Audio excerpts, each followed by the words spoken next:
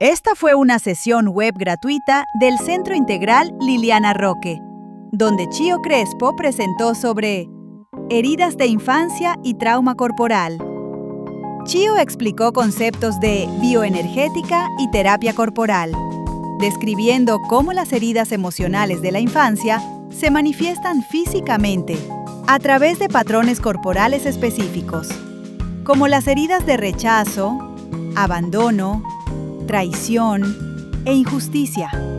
La presentadora detalló cómo estas heridas se desarrollan desde la infancia y se expresan en la estructura corporal, incluyendo características como el triángulo invertido, la flacidez muscular y patrones de tensión. Bienvenidos todas, todos a este espacio. Yo quiero compartir rápidamente con ustedes conceptos bien específicos para que ustedes se vayan con herramientas prácticas, porque algo bien importante de las heridas de infancia es que no necesariamente se quedan en el dolor, se quedan en lo que no hay o la sensación justo de trauma o de pérdida, sino el poder reestructurarlas, hacer herramientas prácticas para nosotros, convertirlas en una posibilidad más que en una limitación. Y específicamente, las heridas de infancia se han ido estudiando por muchos autores, pero a mí me parece muy relevante el trabajo que hacen Alexander Lowen, Wilhelm Reich, justo porque a través de ellos empiezan a descubrir que hay una estructura corporal, que cuando nosotros somos heridos, digamos, en la infancia o tenemos ciertos patrones traumáticos o dolorosos cuando somos niños, eso va formando las características particulares de nuestro cuerpo. Y eso resulta muy impresionante porque tú podrás decir, bueno, es que yo me parezco a mi mamá o me parezco a mi papá y por eso tengo esta complexión, ¿no? Soy delgada, soy más robusta, soy alto, soy más bajito. Sí, sí tiene que ver con características genéticas, pero también tiene que ver con características emocionales. También tiene que ver con historias de nuestros padres que ellos vivieron en situaciones también de heridas que son transmitidas. Entonces, estos dos autores que les comentaba, lo que hacen es identificar que el sistema nervioso empieza a guardar información y hoy, a través del tiempo, pues sabemos que el trauma donde habita es en el sistema nervioso. ¿Te has dado cuenta que de pronto te asustan? Voy a usar la emoción de la sorpresa. Ajá. La sorpresa, si alguien llega y entonces te dice, te preparamos una fiesta de cumpleaños, entonces inmediatamente el cuerpo hace, ¿no? Hace un gesto de sorpresa e interpreta la emoción. Sin embargo, el cuerpo no reconoce si es una sorpresa agradable o una sorpresa desagradable. Si alguien te habla por teléfono y te dice alguien falleció, el cuerpo hace la misma reacción corporal, ¿no? Hace la misma reacción y por esa razón muchas veces no identificamos o no somos tan perceptivos de que el trauma se quedó guardado en el cuerpo, porque si te das cuenta la expresión de la emoción es la misma, pero la intención de la noticia o de lo que nos comunicaron es distinta. Entonces, eso es lo que empieza a marcar ciertos comportamientos, ciertas actitudes en nosotros que vamos a ir interpretando, que se fueron interpretando en estos estudios como heridas y que esas heridas que habitan en el sistema nervioso traducen nuestra vida adulta, traducen la forma en la que reaccionamos. ¿Mm? Y bueno, en estos estudios se corroboró, como les decía, que desde el vientre, muchas veces, dependiendo de cómo fue el embarazo de nuestra mamá, cómo fue las relaciones o los vínculos que la rodeaban, es también la estructura corporal que va a ir adquiriendo el cuerpo.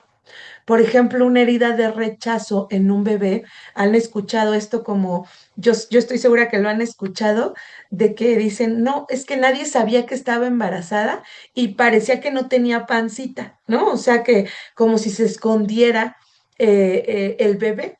Y no es precisamente que se esconda, lo que sucede es que la situación que puede estar viviendo la mamá de estrés, de ansiedad, de que no está como bien visto el embarazo, la condición en la que esté, lo que hace es que su sistema nervioso apriete literal al bebé. O sea, lo empiece como a apretar. ¿Eso qué genera?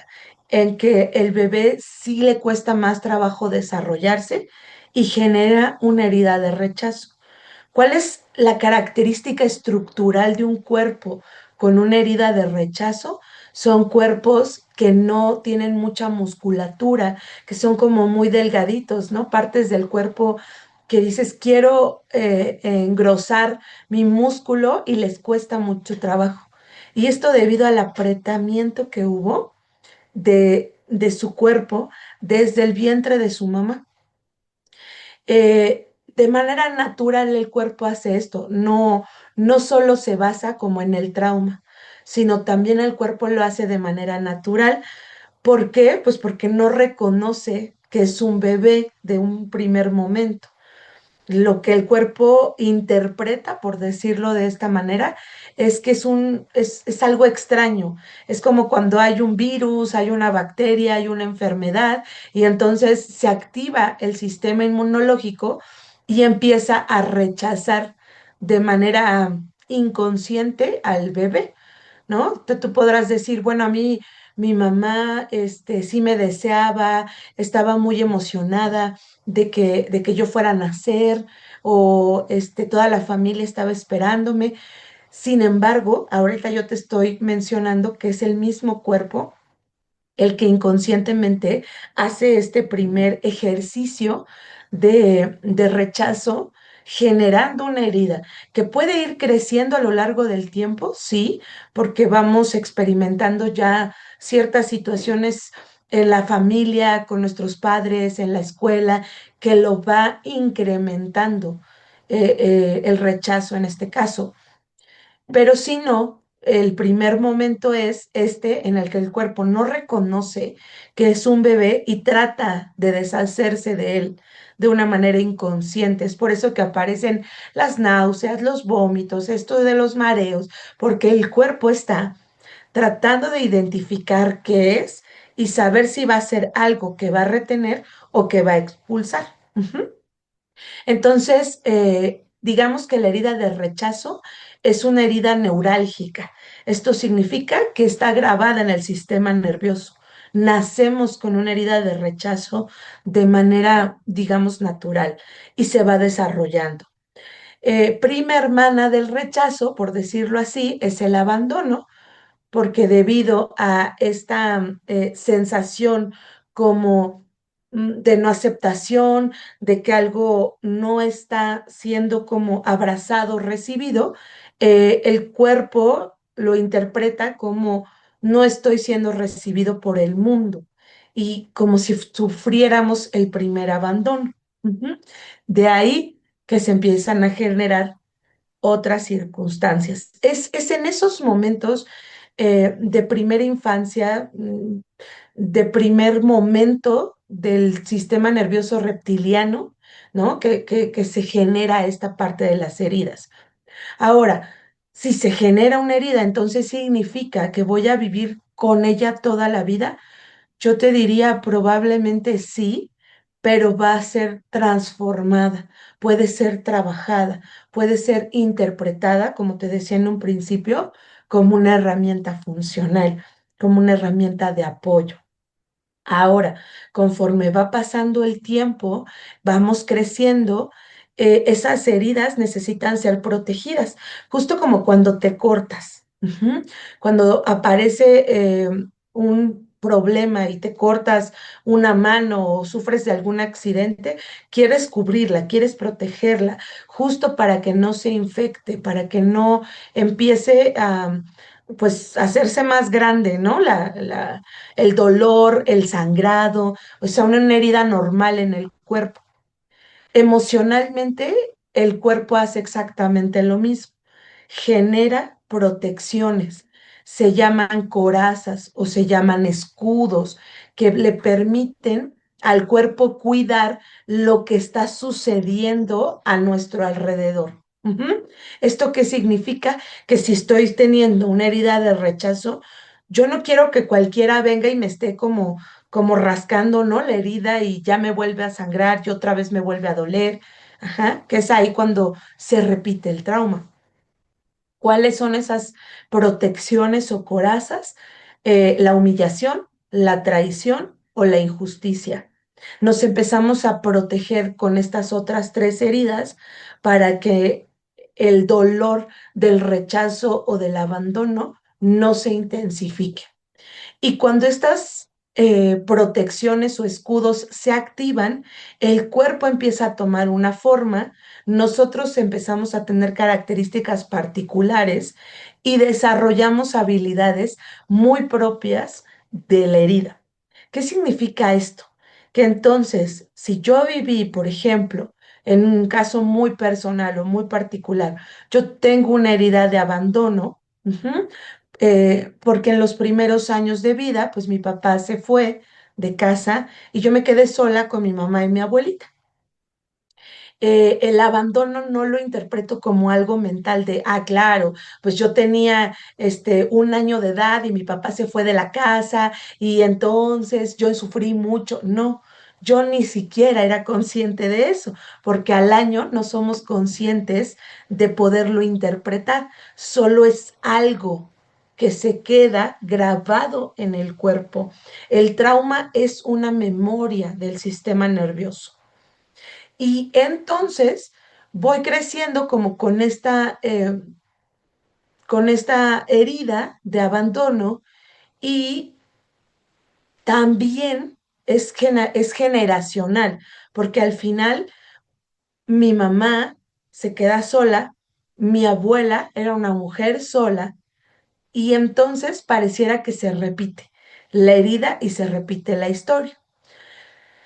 ¿Cómo empieza a generarse esta protección? En mi caso particular, fue a través de la humillación, porque mi mamá no aceptaba su cuerpo, ella decía es que estoy muy gorda, viviéndose con culpa de ciertas cosas que ocasionaba em, problemas con mi abuelita, ¿no? O sea, si ella llegaba tarde de trabajar, mi abuelita decía, ay, ahorita que llegue tu madre va a ver, y empezaba como a generar culpa en ella. ¿Esto qué trae consigo? Que el cuerpo tome una estructura de protección mucho más grande y mucho más gruesa. Por eso los que tenemos una herida de abandono, normalmente hay áreas de flacidez en el cuerpo porque se vuelve un tanto como aniñado, es decir, pareciera que no crece. Si tú te fijas en mis rasgos faciales, mucha gente me dice es que tu cara es como de una niña, como si no crecieras. Ajá. Y esto es producto un tanto de la herida de abandono, porque nos volvemos dependientes a otras personas. Tenemos una necesidad constante de estar en relación, de estar en vínculo, de que alguien nos sostenga y nos apoye constantemente. ¿Mm? Como si fuéramos niños todo el tiempo. A lo mejor tú conoces personas con estas características que dices, es que no inventes, o sea, ya tiene 50 años y no puede salir de casa de sus papás, no tiene un trabajo fijo, cambia cada rato de lugar, de laboral, o sea, empieza a haber ciertas actitudes que nos dan a notar y comprender que puede haber una herida de abandono y que por esa razón se vuelven adultos dependientes. La protección, que en mi caso fue la herida de humillación, pues nos permite hasta cierto punto ser amables, tiernos, un tanto bonachones, ¿no? Que las características que vemos de las personas con sobrepeso. Pero al mismo tiempo, también podemos cargar y acumular muchas emociones. A lo mejor tú puedes observar cómo se acumula en ti el, el- la emoción de no quiero, no quiero, no quiero expresar lo que estoy sintiendo. No quiero decirle a la otra persona que está transgrediendo mis límites. No quiero tener que estarme defendiendo. Entonces, lo que hace el cuerpo es crear una autodefensa a partir del sobrepeso. Esa es una característica de la herida de humillación. Si hablamos de una herida de traición, la característica corporal tiende a ser que desarrollan mucho más energía en la parte superior del cuerpo. ¿Has visto estas personas que de pronto tienen espalda mucho más ancha y que sus piernas son mucho más delgadas, a diferencia de su torso, ¿no? Que hace esto justamente el cuerpo, como se le llama triángulo invertido. Y lo que genera en actitudes y comportamientos en esta herida es una incapacidad muchas veces de relacionarse, de confiar. Todo el tiempo se viven desde la desconfianza, protegiéndose, como en qué momento alguien me va a traicionar, me va a clavar un cuchillo por la espalda, ¿no? ¿Has escuchado esta frase? ¿En qué momento? Y sucede justo porque la herida no está trabajada. Y mientras no se trabaja la herida, pueden ser personas con esta sensación de todo el tiempo sentirse en persecución. Lo que genera es que traten de proteger la parte alta de su cuerpo, ¿no? Su pecho, su corazón. Por eso se desarrolla este triángulo invertido. Normalmente en los hombres se ve mucho más marcado este triángulo invertido, torsos más amplios, piernas más delgadas, y en el caso de las mujeres es un poco al revés. Se ven mucho más angostas de arriba, con curvatura, el triángulo está invertido, ¿no? Con las caderas mucho más anchas. ¿Por qué? Porque en el caso de las mujeres pueden, desde la traición, ser mujeres muy seductoras, que buscan constantemente relacionarse con diferentes hombres, con diferentes personas, no necesariamente porque eh, solamente haya una necesidad fisiológica, ¿no? De una relación sexual, por ejemplo, sino porque hay una necesidad emocional de decir, estoy buscando en diferentes lugares y de diferentes maneras quién me acepte y quién me quiera y no me abandone. Porque en el caso de la herida de injusticia, igualmente, la herida más fuerte es el abandono, en el caso de los hombres, y en el caso de las mujeres, el rechazo de los padres. Como esa sensación de no, tú no vales, tú no tienes que opinar cuando son niños. Eso genera que entonces de grandes la opinión de las mujeres hacia los hombres se distorsione. Ujú. Y estén en este constante cambio. ¿Ah? Una característica particular de la herida de injusticia, específicamente cambiando de herida, es que de pronto tienden a ser muy estructurados. La estructura les da mucha seguridad. Esa es la manera en la que logran proteger las heridas primarias, el rechazo o el abandono. Y entonces esa estructura, ese control, esa rigidez, hasta física, ¿sabes? Porque inclusive tratan de ser como flexibles con el cuerpo y les cuesta trabajo debido a que hay mucha carga emocional y mucha carga corporal. De todas las heridas, pareciera que la estructura más equilibrada, la estructura corporal más equilibrada es la injusticia, porque parecen más justo, como más perfectos físicamente, ¿no? Como muy bien equilibrados, como cuerpos bastante compensados, pero no necesariamente se vinculan emocionalmente, les cuesta trabajos, tienden a ser duros, a regirse con normas muy estrictas aún en las relaciones. Ujú. Que de pronto tienen una pareja con una herida a lo mejor un poquito más desarrollada de abandono y esa pareja tiende a empezar ciertas cosas y no terminarlas, ¿no? Como dejar el refrigerador abierto. Para esta herida de injusticia, esas cosas son muy confrontantes y entonces genera situaciones muy intensas porque no me parece justo que si yo me estoy esforzando tanto en la relación, a ti pareciera que no te importa, a ti pareciera que nada te interesa, pero no necesariamente es consciente la otra persona de esto, ¿no? ¿Hay heridas complementarias en la pareja? Sí, sí, y que de pronto dices, ay, ¿por qué me confronta tanto la manera en la que mi esposa, en la que mi esposo hace ciertas cosas? Porque son heridas que no están trabajadas para volverse herramientas. Ahorita yo te compartía ciertas cosas que limitan el contacto o que limitan la interacción cuando identificamos estas heridas. Yo te podría decir que incluso a lo que nos dedicamos es parte de esas heridas de infancia. Cuando tenemos una herida, por ejemplo, de abandono, queremos volvernos rescatadores, querer ayudar a las personas. ¿Podemos usar eso a favor? Claro, claro, porque entonces te puedes volver un médico, un psicólogo, una persona de servicio social que se pone a disposición de poder acompañar a otras personas.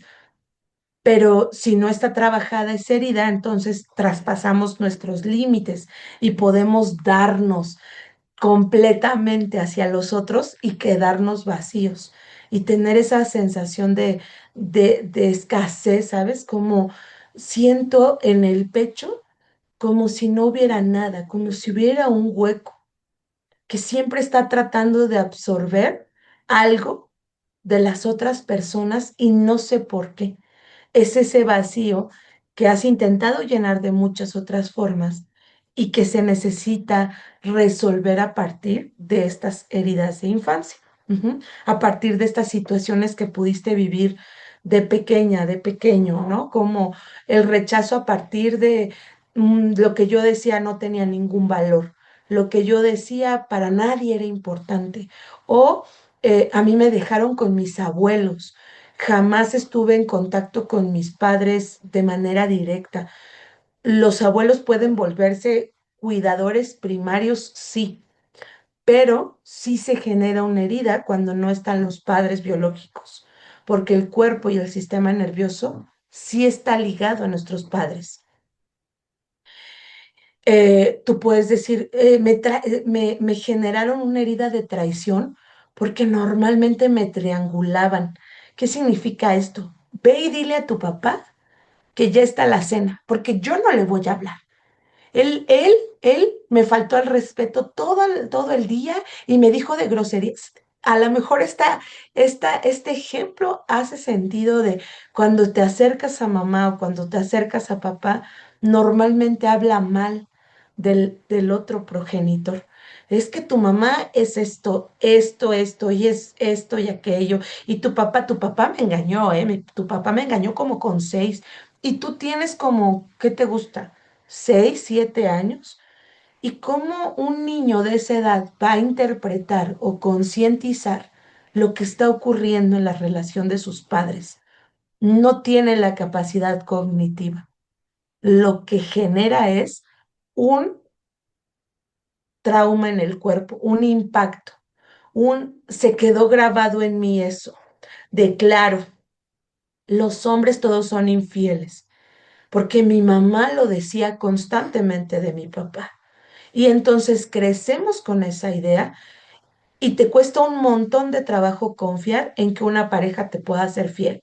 Y estás revisando celulares y estás buscando dónde está y con quién habla y empieza a generar esta sensación que si te das cuenta, una parte ya se quedó en ti, es tuya, se quedó en tu sistema nervioso, pero otra parte pertenece a tu mamá y a lo que ella decía. Padres muy estrictos generan una herida de injusticia, en el sentido de, no, tienes que sacar buenas calificaciones, tú eres tan bueno, es que tú eres un campeón, es que tú sí puedes, tú vas con todo. Entonces pareciera que no se permite la falla, que no se permite el error, porque entonces somos tan buenos estudiantes, tan buenos hijos, tan buenos en lo que sea que estemos haciendo, que al no permitirnos el error, se genera esa rigidez y esa estructura dura de no me puedo equivocar. Todos pueden fallar, pero yo no. Yo tengo que ser firme, yo tengo que ser capaz, yo tengo que conseguir ese objetivo que me planteé o que pusieron en expectativa sobre mí.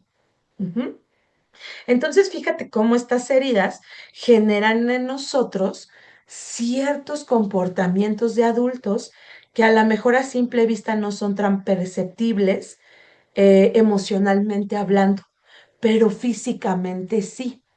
Físicamente podemos hacer una lectura rápida, ¿no? Al ver la fisonomía de la persona y decir, esta herida es la que está más desarrollada. Se le llama lectura corporal. No es un hecho eh, que sea perfecto, tiene un margen de error o de diferenciación eh, en cuanto a tener todas las heridas. Tú podrás decir, Chío, es que yo me identifico con todas. Yo también me he identificado con todas. En algunas cosas soy más, ¿no? Así como tengo que hacerlo bien y ser perfecta y esforzarme.